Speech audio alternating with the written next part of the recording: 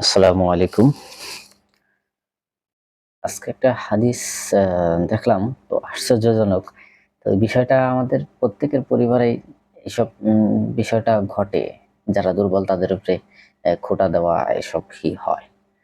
তো আজকে হযরত আনাস রাদিয়াল্লাহু আনহু থেকে বর্ণিত, রাসূল করিম সাল্লাল্লাহু আলাইহি ওয়াসাল্লাম বলেন, আমার কাছে ২ ভাই ছিল। আ ২ ভাই ছিল। তাদের মধ্যে একজন রাসূল সাল্লাল্লাহু আলাইহি ওয়াসাল্লামের কাছে দ্বীনি শিক্ষা নেওয়ার জন্য আসতেন। তো এক পর্যায়ে আ এক ভাই কাজ করত, আরেক ভাই দ্বীনি শিক্ষা নিত।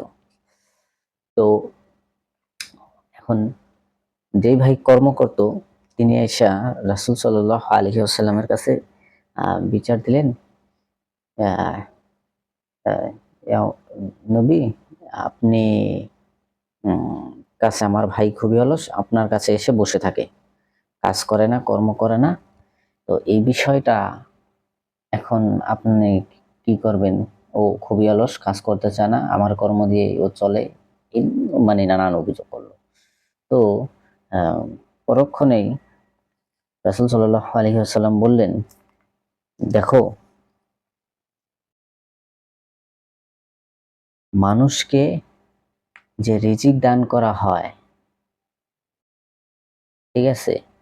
যে তুমি অন্য কারো জন্যও কিন্তু তোমার বাড়ির যেই তিনি বললেন যে তোমার ওই ভাই যে দ্বীনি শিক্ষা নিচ্ছে, ইলম শিক্ষা নিচ্ছে, সে কখনোই আহ, খারাপ কাজ বা ফাঁকিবাজ না, এবং এটা হলো এই উম্মতের দায়িত্ব এবং কর্তব্য যে এই দ্বীনি শিক্ষা নিবে এবং অন্য একজনের কাছে পৌঁছে দেবে। এটা তার দায়িত্ব, মানে এটা ফরজ কাজ, কর্তব্য। ঠিক আছে? এই উম্মতের রাসূল সাল্লাল্লাহু আলাইহি ওয়াসাল্লাম বললেন। তারপরে বললেন যে বাড়িতে যিনি দুর্বল থাকেন, শুধু তুমি মনে করো না যে তুমি পরিশ্রম করছো বলেই তুমি এই টাকা উপার্জন করতে পারছো। এখানে তোমার যে বৃদ্ধ বাবা, বৃদ্ধ মা, বৃদ্ধ বোন, বৃদ্ধ ভাই, পঙ্গু বা প্যারালাইজড এভরিডে যারা কর্ম করতে পারে না, তাদের রিজিকও তোমার মাধ্যমে তোমাকে দেওয়া হয়। তুমি এই ধারণা করো না যে তুমি কষ্ট পরিশ্রম করো বলেই তুমি টাকা পাচ্ছ। এরকম ভ্রান্ত ধারণা থেকে বিরত থাকতে হবে।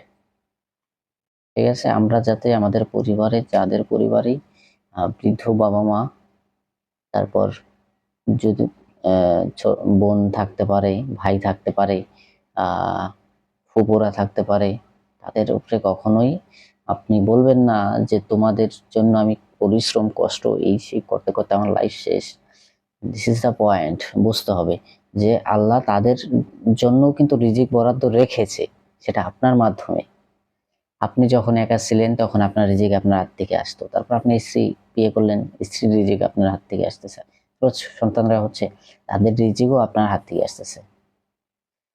অতএব কোনো প্রকারের কোনো অন্যায় বা কিছু করা যাবে না। আল্লাহ হাফেজ।